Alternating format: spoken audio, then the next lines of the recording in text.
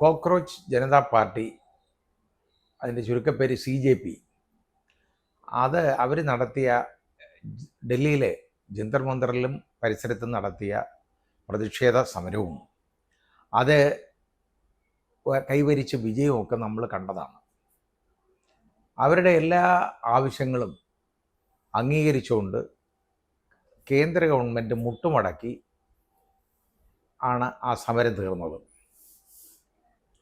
അപ്പോൾ അത് ഇവരെ പറ്റിക്കാം എന്നുള്ള ഒരു ധാരണ അന്ന് ഇതിൽ ശ്രീ JP നഡ്ഡയ്ക്കും ഗ്രൂപ്പിനുമൊക്കെ ഉണ്ടായിരുന്നു. അവരാണല്ലോ ചർച്ച നടത്തിയത്. അവർ വിചാരിച്ചു ഇത് പിള്ളേരല്ലേ, യവന്മാരെ പറ്റിക്കാൻ എളുപ്പമാണ് എന്നൊരു ധാരണ ഉണ്ടായിരുന്നു. പക്ഷേ ഇവരെ സ്വഭാവം എന്താണെന്നും അവരേത് വിധത്തിൽ ബുദ്ധിപരമായിട്ട് കാര്യങ്ങൾ കൈകാര്യം ചെയ്യുന്നൊന്നും അന്ന് അറിഞ്ഞുകൂടാ. ഈ സമരത്തെ അവർ നേരിട്ട ഇതെങ്ങനെ എന്നുള്ളത്, അതായത് ഗവൺമെൻറ് നേരിട്ടതെങ്ങനെ എന്നുള്ളത് വെളിവന്നിട്ടുണ്ട്.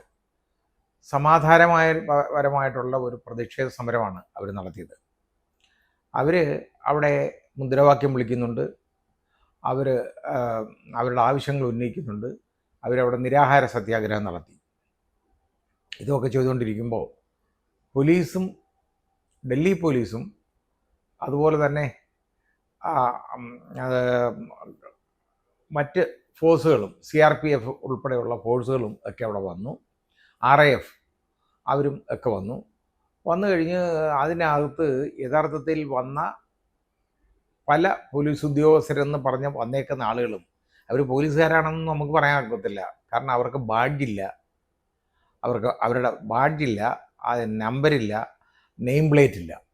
പിന്നെ അവനൊക്കെ എങ്ങനെ പോലീസുകാരനാവുന്നത്? ആ വസ്ത്രം മാത്രം ഇട്ടാൽ പോലീസാവുമോ? അത് വിട്ടുകൊണ്ട് വന്നാണ് ഈ പിള്ളേരെ ഉപദ്രവിച്ചത്. പെൺപിള്ളേരെ ഉപദ്രവിച്ചത് ലൈംഗികമായിട്ട് പോലും പീഡിപ്പിച്ചിട്ടുണ്ട്, പിള്ളേരെ ശല്യം ചെയ്തിട്ടുണ്ട്. അതുമൊക്കെ കഴിഞ്ഞിട്ട് അവരെ ഉപദ്രവിക്കാൻ എന്താണെന്നറിയോ? ഈ പെല്ലറ്റ് ഗൺ. അത് സാധാരണ ഇങ്ങനെയുള്ള സമരങ്ങൾ, സമാധാനമായ പ്രതിഷേധ സമരങ്ങൾക്കൊന്നും ഈ പെല്ലറ്റ് ഗണ്ണൊന്നും ഉപയോഗിക്കത്തില്ല. അത് അങ്ങനെയുള്ളിടത്ത്, അതായത് മിലിറ്റൻസിനെയൊക്കെ നേരിടുന്ന വിധത്തിൽ, അവരുടെ വലിയ ലഹളയ്ക്കൊക്കെ പോകുമ്പോൾ അവരെ നേരിടാൻ ഉള്ള വിധത്തിൽ പെല്ലറ്റ് ഗൺസ് ഉപയോഗിച്ചു എന്നുള്ളത് വെളിയിൽ വന്നു ഇപ്പോൾ. അപ്പോൾ അതിൽ ഒരാളെ ഉപയോഗിച്ചുള്ളൂ.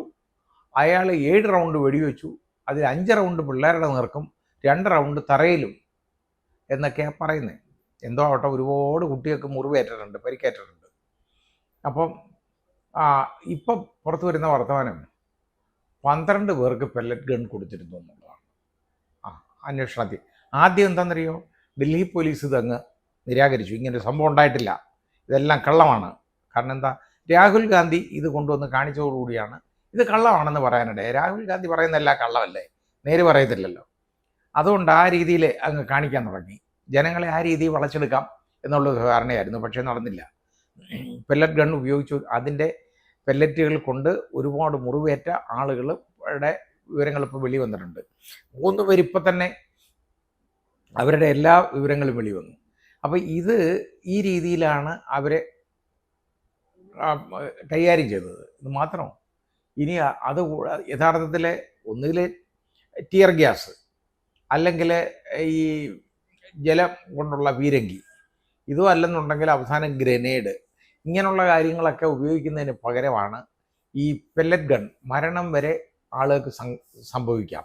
അത് മാത്രമോ, ചിലയിടത്ത് ബീഹാറിലാണെങ്കിൽ ഇതേ പ്രതിഷേധത്തിന് ഉപയോഗിച്ചത് AK-47 ആണ്. അത് വെച്ച് ഫയർ ചെയ്യുക. ഒന്നാലോചിച്ച് നോക്കിക്കോളൂ, ഇവൻ്റെയൊക്കെ ബോധം ഒന്ന് ആലോചിച്ച് നോക്കിക്കോളൂ എന്താണെന്ന്. AK-47 ഗൺ ഉപയോഗിച്ച്, തോക്ക് ഉപയോഗിച്ച് ഈ സമരക്കാരെ, ചെറുപ്പക്കാരെ വെടിവെക്കുക, ഇതാ ചെയ്തത്. അപ്പോൾ ഈ രീതിയിൽ നമ്മൾ കണ്ട കാര്യങ്ങളാണ് അവിടെ നടന്നതൊക്കെ. അപ്പോൾ അന്ന് യഥാർത്ഥത്തിൽ ധർമ്മേന്ദ്ര പ്രധാൻ രാജിവെക്കണം, അതായിരുന്നു ഒന്നാമത്തെ ആവശ്യം. അതിലെ അവസാനം ഉടക്കി നിന്നു. അവസാനം വരെ അയാളെ പൊക്കിക്കൊണ്ട് രക്ഷപ്പെടുത്താനായിട്ട് ശ്രമിച്ചു, നടന്നില്ല. അവസാനം കൈപൊള്ളി എന്ന് മനസ്സിലായപ്പോൾ അയാളെ താഴെ ഇടാൻ തീരുമാനിച്ചു. ഏതായാലും അത് അംഗീകരിച്ചു. അതിനോടൊപ്പം ഈ സമരക്കാർക്കെതിരെ എടുത്തേക്കുന്ന കേസുകൾ പിൻവലിക്കണം, അവർക്കെതിരെ കേസുകൾ എടുക്കാൻ പാടില്ല എന്നുള്ള ഒരു വ്യവസ്ഥ ഉണ്ടായിരുന്നു. അതും അംഗീകരിച്ചതാണ്. പിന്നെ മരണപ്പെട്ട, അതായത് ആത്മഹത്യ ചെയ്ത കുഞ്ഞുങ്ങളുണ്ടല്ലോ, അതായത് ഈ നീറ്റ് പരീക്ഷ റദ്ദാക്കിയത് മൂലവും അതിലെ ചോദ്യപേപ്പർ ചോർന്നത് മൂലമൊക്കെ ആത്മഹത്യ ചെയ്ത കുട്ടികളുണ്ട്. അവർക്ക് ഓരോ കുട്ടിക്കും 1 കോടി രൂപ വെച്ച് നഷ്ടപരിഹാരം കൊടുക്കണം. ഇതെല്ലാം അംഗീകരിച്ചതിന് ശേഷം തല്ല എന്നറിയോ, ആ പേപ്പറിൽ വരച്ചതുപോലെ അങ്ങ് പോയി. ഇതെല്ലാം പറഞ്ഞല്ല ഉള്ളൂ. ഉടനെ അവസാനം അവർ സമരം യഥാർത്ഥത്തിൽ വിഡ്രോ ചെയ്തു, പിൻവലിച്ചു, സമരം അവസാനിപ്പിച്ചു. അവർ പിരിഞ്ഞു പോകാൻ തയ്യാറായി. ആ തെരുവൊക്കെ വൃത്തിയാക്കിയിട്ടാണ് അവർ പിരിഞ്ഞു പോകുന്നത്. അത് കഴിഞ്ഞപ്പോൾ എന്താ സംഭവിച്ചതെന്നറിയാമോ? ഒരു 2 ദിവസം കൊണ്ട് ഇഷ്ടംമാതിരി ആളുകളുടെ പേരിൽ കേസെടുക്കുക. ബീഹാറിൽ, ആസാമിൽ, പശ്ചിമ ബംഗാൾ തുടങ്ങിയ സംസ്ഥാനങ്ങളിൽ, അവിടെ എല്ലാം BJP ഭരിക്കുന്ന സംസ്ഥാനങ്ങളാണ്. അവിടെ മുഴുവൻ ഇതുപോലെ ചെറുപ്പക്കാരുടെയും വിദ്യാർത്ഥികളുടെയൊക്കെ പേര് കേസെടുക്കുക. ബീഹാറിൽ ചെയ്തേക്കുന്ന ഒരു പ്രത്യേക മതവിഭാഗത്തിൽപ്പെട്ട ചെറുപ്പക്കാരുടെ പേര് മാത്രമേ ഉള്ളൂ കേസെന്നുള്ള വ്യത്യാസമേ ഉള്ളൂ. FIRകളൊക്കെ ഇട്ടു, പുതിയതായിട്ടിട്ടു. അന്നേരം ഇവരെ പ്രതികരിച്ചു. കപിൽ സിബാലിൻ്റെ സാന്നിധ്യത്തിലാണ് ഇന്നലെ പ്രസ് മീറ്റ് നടത്തിയത്. CJPയുടെ വക്താക്കൾ നടത്തിയിട്ട് അവർ പറഞ്ഞു, അതായത് ഇത് ഇങ്ങനെ അങ്ങ് പോകത്തൊന്നുമില്ല, ഞങ്ങൾക്ക് എഴുതി കിട്ടണം, ഞങ്ങളോട് തന്നേക്കുന്ന വാക്ക് എന്താണ് എന്നുള്ളത് എഴുതി in black and white writing കിട്ടണമെന്ന് പറഞ്ഞു അവർ. അങ്ങനെ അത് ഇന്ന് കിട്ടണം എന്ന് പറഞ്ഞേക്കാണ്. അത് കൊടുക്കാതെ നടക്കത്തില്ല. ഇല്ലെങ്കിൽ അനങ്ങാതെ ജന്തർ മന്ദറിലേക്ക് അവർ തിരിച്ചു വരും. അവർക്ക് തിരിച്ചു വരാൻ പറ്റാത്തൊന്നും അല്ലല്ലോ. ഇവരവിടെ വരാതിരിക്കാൻ, ആള് കൂടാതിരിക്കാൻ ചെയ്ത പണിയെന്ന് പറഞ്ഞാൽ ട്രെയിനുകളെല്ലാം, അതായത് മെട്രോ ട്രെയിനെല്ലാം ക്യാൻസൽ ചെയ്തു എന്നിട്ട് മാത്രം പൊതുഗതാഗത സംവിധാനങ്ങൾ മുഴുവൻ നിർത്തിവെച്ചു. കാരണം അവർ വരരുതല്ലോ. അതുപോലെ ടാക്സികൾ പോലും മുടക്കി എന്നുള്ളതാണ് ഇവിടെ ആള് കൂടാതിരിക്കാൻ ചെയ്തത്. ഇതൊന്നും നടക്കുന്നില്ല, കാര്യങ്ങളൊന്നും നടന്നില്ല. ഏതായാലും ഇപ്പോൾ അവസാനം മനസ്സിലായി, ഇത് വീണ്ടും കൈകൊള്ളും എന്ന് മനസ്സിലായി കഴിഞ്ഞപ്പോൾ ഇപ്പോൾ പറഞ്ഞു, ബീഹാറിലെ കേസുകളും ആസാമിലെ, ബീഹാർ ആസാമിലെയും ബീഹാറിലെയും കേസുകൾ മുഴുവൻ വിഡ്രോ ചെയ്തു. ഇനി കേസ് എടുക്കത്തുമില്ല. ഉള്ള കേസുകളൊക്കെ വിഡ്രോ ചെയ്തു. കസ്റ്റഡിയിൽ ഒരുപാട് പേരെ എടുത്ത് അവരെല്ലാം പുറത്തു വിടുകയാണെന്ന് പറഞ്ഞു. ഇതും ചെയ്തിട്ടുണ്ട്. പശ്ചിമ ബംഗാൾ ഇപ്പോൾ പുതിയതായിട്ട് കിട്ടിയ സംസ്ഥാനമല്ലേ, പിടിച്ചെടുത്ത സംസ്ഥാനം. ആ പിടിച്ചെടുത്ത സംസ്ഥാനത്തിൽ അതും BJP അല്ലേ ഭരിക്കുന്നത്. അവിടെ ഇതുപോലുള്ളത് അതിൻ്റെ തീരുമാനം വന്നിട്ടില്ല. ഇവരൊരു അൾട്ടിമേറ്റം കൊടുത്തിട്ടുണ്ട്, തീർത്തോണം, അങ്ങനെ പറഞ്ഞ വാക്ക് പാലിച്ചോണം. വാക്ക് പാലിച്ചില്ലെങ്കിൽ ഞങ്ങൾക്ക് ഈ സമരത്തിന് ഇനി ഒരു അവസാനം ഉണ്ടാകത്തില്ല എന്നവർ പറഞ്ഞിട്ടുണ്ട്. ഇത് മാത്രമല്ല അവർ 2 ഷെഡ്യൂളോട് ഇപ്പോൾ പുറത്ത് വന്നിട്ടുണ്ട്. അതായത് 31-ാം തീയതിയും വരുന്ന, അതായത് ഈ ജൂലൈ 31-ാം തീയതിയും അതുപോലെ തന്നെ ഓഗസ്റ്റ് 4-ാം തീയതിയും.